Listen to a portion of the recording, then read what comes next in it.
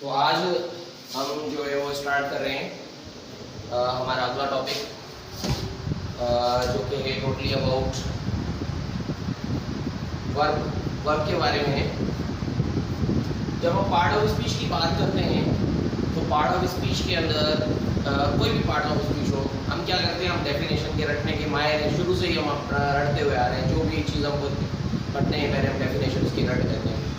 Definition रटना अलग चीज़ है, कॉन्सेप्ट समझना अलग चीज़ है। डेफिनेशन को रट कर हम सिर्फ और सिर्फ क्या कर सकते हैं कि एक रटा मारकर और उसका आंसर हम लिख सकते हैं, लेकिन उस चीज़ के क्या फंक्शंस हैं, किस तरह से उसको आइडेंटिफाई करना है, ये तमाम की तमाम चीज़ें हम जो है वो नहीं बना पाते, उसके अंदर बना पाते। अगर मैं एक वर्ड लिखता हूँ पहले, फॉर सपोज मैंने एक लिखा यहाँ पर वर्ड लिखा कि लर्न, ठीक है, मैंने लिखा लर्न। और अब अगर मैं आप लोगों से पूछूं कि ये लर्न क्या है, तो आप लोग मुझे ज़रूर यही आंसर करेंगे कि लर्न वर्ब, ठीक है। आप लोग यही कहेंगे कि लर्न जो है वो क्या है, वर्ब। और अगर मैं यहाँ पर ये लिख दूँ कि लर्न इज अ वर्ब, ये मैंने एक सेंटेंस लिख दिया, तो अब यहाँ पर क्या बना, अब इसमें क्या बना कि ये जो लर्न है ये आपका सब्जेक्ट बन गया। तो अब तो ये रहा आपका, जब ये आपका सब्जेक्ट बना तो आपको ऑलरेडी मैं ये चीज़ बता चुका हूँ कि कोई भी आपका सब्जेक्ट वो चीज़ होती है जो या तो नाउन होता है या फिर प्रोनाउन होता है।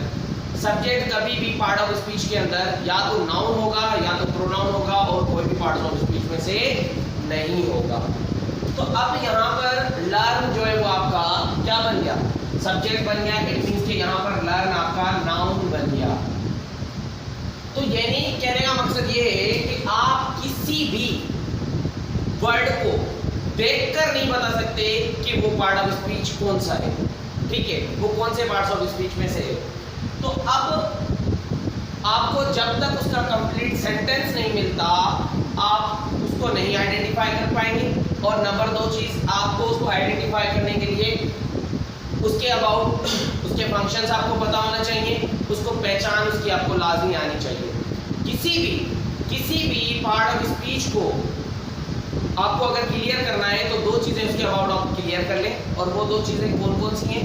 नंबर 1 है कि उसको किस तरह से आइडेंटिफाई करना है सेंटेंस के अंदर, और नंबर 2 है कि उसका फंक्शन क्या है। ये 2 चीज़ें आपको आइडेंटिफाई करनी है। जैसे कि मैं आपको एक बताता हूँ, मैंने एक लिखा यहाँ पर सेंटेंस में लिखता हूँ कि he teaches English, ठीक है, क्या लिखा मैंने, he teaches English। और मैं लिख रहा हूँ he is a teacher, he teaches English और he is a teacher, ये 2 सेंटेंसेस मैंने लिखे।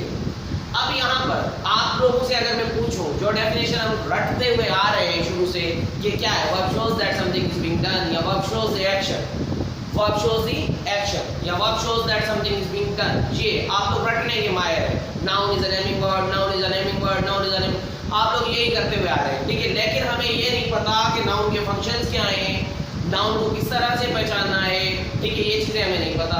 इसी तरह से वर्ब का भी हमने क्या किया हुआ है, रटा हुआ है कि क्या रटा हुआ है वर्ब के अबाउट, कि भाई verb shows that something is being done, या वर्ब शोज एक्शन। भाई जब verb shows action, verb action की बात करता है, वर्ब एक्शन दिखाता है, तो आप मुझे ये बताएं कि इस सेंटेंस के अंदर तो चले कि ये एक्शन दिखा रहा है, ये हमें बता रहा है कि काम हो रहा है और वो काम पढ़ाने का हो रहा है, एक्शन हो रहा है, लेकिन इस सेंटेंस के अंदर कौन सा एक्शन हो रहा है, लेकिन यहाँ पर भी ये वर्ब है, यहाँ पर भी तो ये वर्ब है, यहाँ पर कौन सा एक्शन हो रहा है, यहाँ पर तो एक्शन नहीं हो रहा कोई भी। ये क्या बता रहा है, ये वर्ब क्या बता रहा है, इस चीज़ के अबाउट बता रहा है ना, इस चीज़ की जो स्टेट है वो बता रहा है ना कि ये क्या चीज़ है, इस चीज़ के अबाउट बता रहा है। लेकिन यहाँ पर ये तो नहीं बता रहा कि यहाँ पर भाई फलां किस्म का एक्शन हो रहा है। अभी आप लोगों को ये भी बताया जाएगा कि ये बता रहा है कि ये टीचर होने का एक्शन बता रहा है। किसी चीज़ का कुछ होना एक्शन नहीं होता, कुछ करना एक्शन होता है।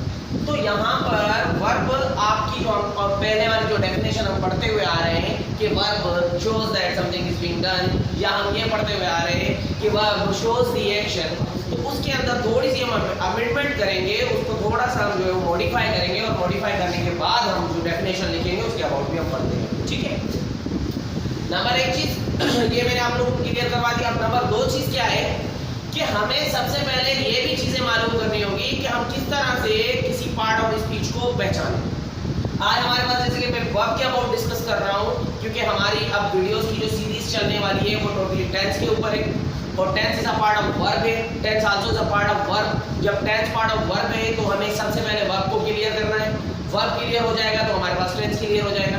ठीक है, तो अब किस तरह से हम टेंस को क्लियर करेंगे, उसके पहले हमें वर्ब के अबाउट टोटल चीजें हम सीखेंगे इंशाल्लाह, सारी की सारी चीजें कि वर्ब क्या चीज है, वर्ब के क्या क्या फंक्शंस हैं, वर्ब को सेंटेंस के अंदर हम किस तरह से पहचानें। ठीक है, समटाइम्स वर्ब आपका वर्ब भी समटाइम्स एज नाउन एक्ट करता है, जिसे जेरेंड कहा जाता है। समटाइम्स आपका verb as an adverb, as an adjective आपका वर्ब जो है वो एक्ट करता है। ठीक है, जिसे आप पार्टिसिपल कहते हैं, और समटाइम्स इंफिनिटिव, अब इंफिनिटिव जिसके साथ टू लगता है, और कभी-कभार विदाउट टू वाला भी इंफिनिटिव होता है, उसे बेयर इंफिनिटिव कहते हैं। तो डिफरेंट फंक्शंस है, डिफरेंट काइंड्स है, each and everything will be clear to you. वो इंशाल्लाह हर चीज पर वीडियो बनाएंगे, हर चीज आपको समझाते जाएंगे, लेकिन अभी हम अपनी डेफिनेशन को क्लियर करते हैं, उसके बाद जो इसके फंक्शंस हैं इसको किस तरह से हम आइडेंटिफाई करेंगे वो सारी चीजें करते हैं। तो अब यहाँ पर हमें पता चला कि वर्ब का काम सिर्फ एक्शन दिखाना नहीं है, वर्ब का काम किसी चीज की स्टेट को जाहिर करना भी है, यानी वर्ब का काम किसी चीज की स्टेट को जाहिर करना भी है। अभी यहाँ पर कई लोग ये बोलते हैं कि ये हेल्पिंग वर्ब है, हेल्पिंग वर्ब में से ये बी वर्ब है, मैं मानता हूँ ये बी वर्ब है। ठीक है, बी फॉर्म है। अब बी वर्ब में ये हेल्पिंग वर्ब तब कहलाता जब इसके बाद कोई मेन वर्ब आता।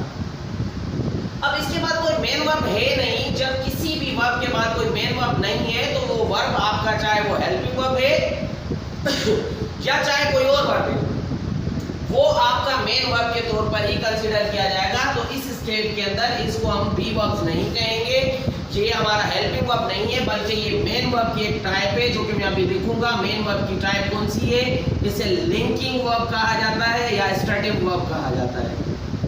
ये लिंकिंग वर्ब है या स्ट्रेटिव वर्ब है, लिंकिंग वर्ब और stative verb.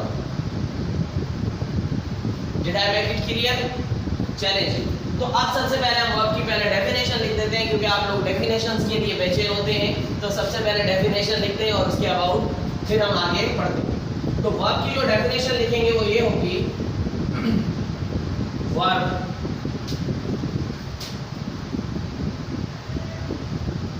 is a word, verb is a word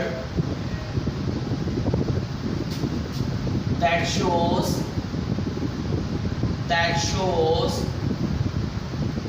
the action. Verb is a word that shows the action, जो कि आप लोग आज तक पढ़ते हुए आ रहे हैं। और उसके अब आगे भी है, आगे क्या है, and state of being, and state of being. Verb is a word that shows the action and state of being. यानी कि वर्ब एक ऐसा वर्ड है जो कि हमें एक्शन के अबाउट दिखाता है, एक्शन को दिखाता है, और एक्शन के अलावा हमें किसी चीज का कुछ होना भी जाहिर करता है, किसी चीज की स्टेट भी जाहिर करता है। क्लियर हो गई बात? तो वर्ब की ये आपके पास डेफिनेशन दी, जिसके अंदर हमने थोड़ी सी अमेंडमेंट की है। वो ये की है कि verb is a word that shows the action and state of being. यानी देखिए ना, वर्ब सिर्फ एक्शन शो करता, तो हम ये हमारे पास चलो यहाँ पर एक्शन हो रहा है, लेकिन यहाँ पर तो एक्शन नहीं हो रहा ना।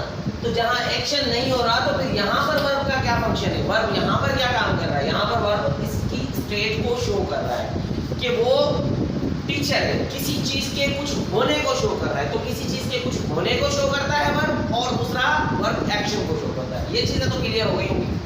चले अब हम इसके अंदर फर्दर पढ़ते हैं कि पहले मैं आप लोगों को एक ट्रिक देता हूँ कि किसी भी सेंटेंस के अंदर आप वर्ब को पहचानेंगे कैसे।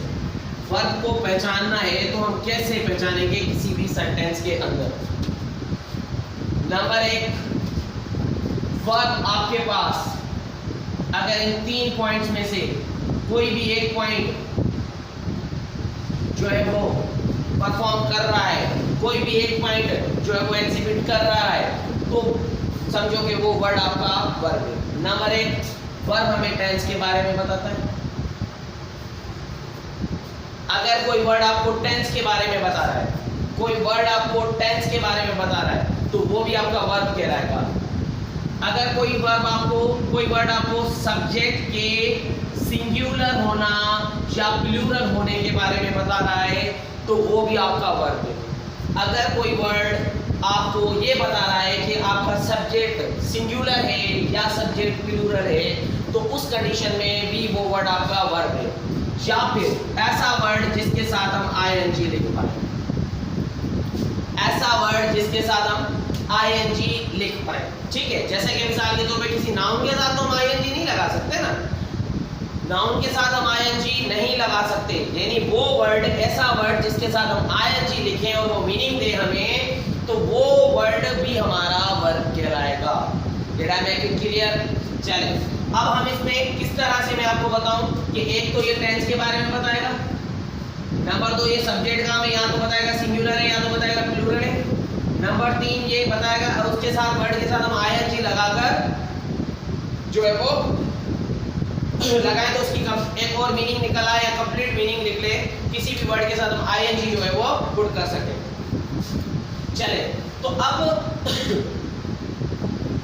वर्ब के अबाउट आगे चलते हैं कि किस तरह से वर्ब हमें टेंस बताता है, किस तरह से वर्ब हमें सब्जेक्ट का सिंगुलर होना या प्लूरल होना बताता है, या किस तरह से हम वर्ब के अंदर आईएनजी पुट करते हैं, और उसके बाद हम फर्दर आगे बढ़ेंगे, ठीक है। चलें अब यहाँ पर जैसे कि मैं एक सेंटेंस लिखता हूँ, ही प्लेज क्रिकेट, ये मैंने सेंटेंस लिखा, एक मैंने सेंटेंस लिखा ही प्लेज क्रिकेट, और एक मैंने लिखा he will play cricket. Now listen, यहां पर देखें, इन तीनों सेंटेंसेस के अंदर, इसमें भी ही है, क्रिकेट क्रिकेट क्रिकेट, तीनों सेंटेंसेस के अंदर ये दो मतलब के दोनों चीजें कॉमन है, ये वाली और ये वाली चीजें कॉमन है। अगर मैं यहाँ पर ही की जगह शी कर दूं, इट कर दूं, कोई नाम रख दूं, क्रिकेट की जगह हॉकी कर दूं, बैडमिंटन कर दूं, फुटबॉल कर दूं, टेबल टेनिस कर दूं, कुछ भी कर दूं, ठीक है, हमारा टेंस नहीं बदलेगा। इनको बदलने से हमारा टेंस नहीं बदलेगा। जब हम इसको वर्ड को अमेंड किया, इस वर्ड को हमने बदला, तो हमारा टेंस बदला। प्लेज प्रेजेंट इंडेफिनिट हो गया, प्लेड पास्ट इंडेफिनिट हो गया, विल प्ले फ्यूचर इंडेफिनिट हो गया। यानी इस वर्ड को बदलने से हमारा टेंस बदला। यानी यही वर्ड हमें बता रहा है कि हमारा टेंस कौन सा है, हमारा टेंस प्रेजेंट इंडेफिनिट है, हमारा टेंस पास्ट इंडेफिनिट है, या हमारा टेंस फ्यूचर इंडेफिनिट है। ये चीज क्लियर हो गई? तो यानी वर्ब ही हमें बताता है अबाउट टेंस, वर्ब ही वो वर्ड है जो हमें बताता है टेंस के बारे में। चले अच्छा, उसके बाद अगर मैं यहाँ पर कुछ एक सेंटेंस लिखकर, एक मैंने लिखा प्लेज क्रिकेट, मैंने लिखा प्लेइंग इज प्लेइंग क्रिकेट,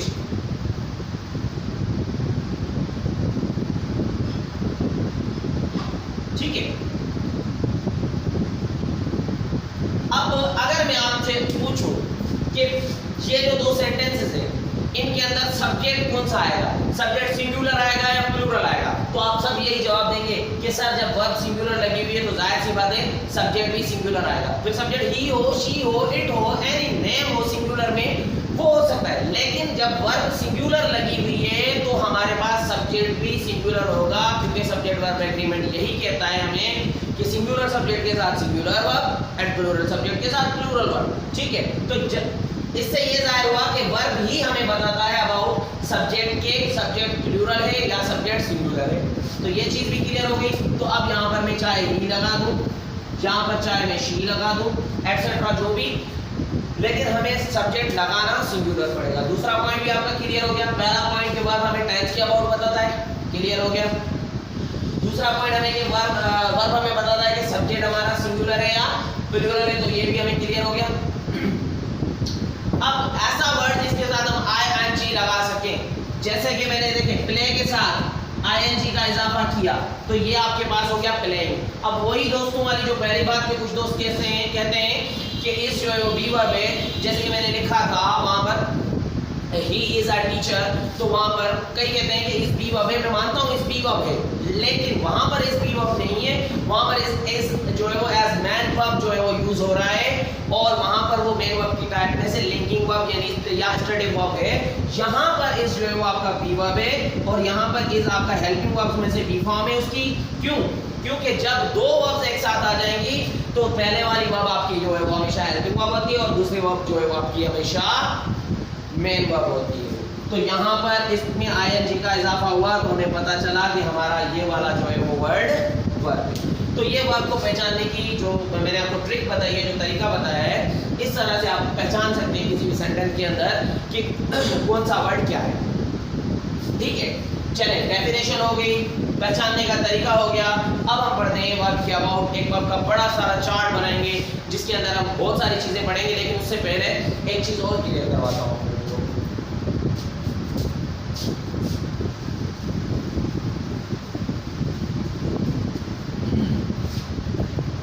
चले मैं एक लिखता हूं सेंटेंस। मैंने लिखा ही प्लेज क्रिकेट, ठीक है, और यहां पर मैं लिखा आई प्ले क्रिकेट, ठीक है। अच्छा, एक सेंटेंस में लिखता हूं he plays cricket,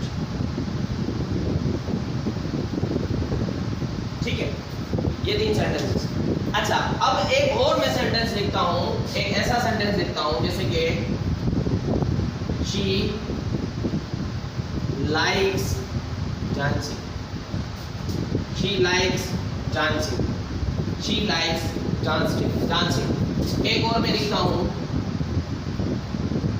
you want to write, you want to write, क्या लिखा मैंने? you want to write, ठीक है। अभी देखिए, अब इनमें हमारे पास वर्ब के अबाउट में बताने चाह रहा हूं आप लोगों को कि क्या है। देखें, अगर हम वर्ब को, मेन वर्ब को हम चेंज कर रहे हैं तो हमारा टेंस चेंज हो रहा है, या हमें ये बताया जा रहा है कि सिंगुलर सब्जेक्ट है या प्लूरल सब्जेक्ट है। अगर यहाँ पर ये वर्ब लगी हुई है, अगर मैं इसको हाथ रख दूं, मिटा दूं इस चीज को, तो आप ये बताएंगे मुझे कि सर वर्ब सिंगुलर जब लगी हुई है तो इसका सब्जेक्ट भी सिंगुलर ही होगा। यानी इसने क्या बताया हमें? सब्जेक्ट के बारे में बताया। क्या बताया हमें? सब्जेक्ट की सिंगुलरिटी या प्लूरलिटी के बारे में बताया, यानी कि सब्जेक्ट के सिंगुलर होने या प्लूरल होने के बारे में इसने हमें बताया। क्लियर हो गया? नंबर 2, इसने हमें क्या बताया? अब यहाँ पर आ जाओ तो ये वर्ब हमें बता रहा है कि सब्जेक्ट प्लूरल है या सब्जेक्ट सिंगुलर है, और दूसरा उसके साथ साथ ये भी बता रहा है कि ये टेंस हमारा प्रेजेंट है, ये भी ये बता रहा है हमारा टेंस प्रेजेंट है। यहाँ पर जब हम वर्ब में आते हैं तो ये वर्ब हमारे पास हमें बता रहा है क्या? ये वर्ब हमें बता रहा है कि हमारा जो टेंस है वो पास्ट है, यानी कि ऐसे वर्ब्स जो हमें टेंस के अबाउट बताएं या हमें सब्जेक्ट के अबाउट बताएं, सब्जेक्ट का सिंगुलर होना या सब्जेक्ट का प्लूरल होना, तो उन वर्ब्स को हम कहते हैं फाइनाइट वर्ब्स। क्या कहते हैं? Finite verbs. ऐसे वर्ब्स जो हमें बताते हैं जिन पे टेंस और सब्जेक्ट का असर होता है, वो वर्ब्स हमें क्या बताते हैं? उन वर्ब्स को क्या कहा जाता है? उन वर्ब्स को फाइनाइट वर्ब्स कहा जाता है। और ऐसे वर्ब्स जिन पर टेंस या सब्जेक्ट का कोई भी असर ना हो, उन वर्ब्स को कहा जाता है नॉन फाइनाइट वर्ब्स। अब जैसे कि मैंने आपको बताया था कि किसी भी वर्ड के अंदर अगर हम ing लगाएं तो वो वर्ड आपका वर्ब ही है। तो यहाँ पर ये वर्ब है आपके पास, ये भी वर्ब है, चलेंगे। अब यहाँ पर अगर मैं टेंस बदल दूं, यानी ये लाइक्स को मैं लाइक कर दूं, विल लाइक कर दूं, ठीक है, कुछ भी कर दूं, लेकिन ये डांसिंग ही रहेगा, ये चेंज नहीं होगा। She likes dancing, she like dancing, she will like dancing, ठीक है, डांसिंग डांसिंग ही रहेगा। अगर यहाँ पर मैं शी को हटाकर आई कर दूं तो आई लाइक डांसिंग हो जाएगा, ये वर्ब तो चेंज होगा लेकिन वो वर्ब वही का वही रहेगा, ठीक है। मैं कर दूं you like dancing, you will like dancing, you like dancing, जो भी मैं करूं ये आपका वर्ब चेंज नहीं होगा, ये जो है वही का वही रहेगा। यानी कि इसका टेंस बदलने से, सब्जेक्ट को बदलने से, सब्जेक्ट को सिंगुलर प्लूरल करने से इसका कोई ताल्लुक नहीं। और इसी तरह से ये वाला जो हमारे पास वर्ब है इसके अंदर भी हम यही करते हैं, ये वाला जो वर्ब है इसमें भी आप देखें अगर मैं वांट को वांट्स कर दूं, सब्जेक्ट आपका ये वाला, इस वर्ब के हिसाब से ये सब्जेक्ट चेंज हो जाएगा, ठीक है। यहाँ पर ये सिंगुलर है, अभी प्लूरल वर्ब लगा हुआ है तो प्लूरल सब्जेक्ट है, इसको अगर मैं एस लगाकर सिंगुलर करूंगा तो ये वर्ब भी हमारा, ये सब्जेक्ट भी यहाँ पर सिंगुलर हो जाएगा, लेकिन ये वर्ब आपका चेंज नहीं होगा। तो ऐसे वर्ब जिन पे सब्जेक्ट का या जिन पे टेंस का कोई असर ना हो उन वर्ब्स को कहा जाता है नॉन फाइनाइट वर्ब्स। क्या कहा जाता है? Non finite verbs. Did I make it clear? Non finite verbs, ठीक है। तो ये सारी चीजें आज हमने पढ़ी हैं कि फाइनाइट वर्ब्स हमारे कौन से होते हैं, वो वर्ब्स जो हमें बताते हैं टेंस के बारे में और सब्जेक्ट के सिंगुलर होने या प्लूरल होने के बारे में, और नॉन फाइनाइट वर्ब्स वो होते हैं जो कि हमें टेंस और सब्जेक्ट के सिंगुलर या प्लूरल होने के बारे में नहीं बताते, जिन पे सब्जेक्ट और टेंस का बदलने का कोई असर नहीं होता, उन वर्ब्स को कहा जाता है नॉन फाइनाइट वर्ब्स। अब इसके अबाउट जो है वो हम अपनी नेक्स्ट क्लास के अंदर पढ़ेंगे कि वर्ब्स की जो है वो कौन से नॉन फाइनाइट वर्ब्स हैं और कौन से फाइनाइट वर्ब्स हैं। इंशाल्लाह मिलते हैं कल को। कैच यू गाइस टुमारो इंशाल्लाह। माय नेम इज कलंदर अली शाह और मेरे साथ रहिए इंग्लिश की और मज़ीद वीडियोस के लिए।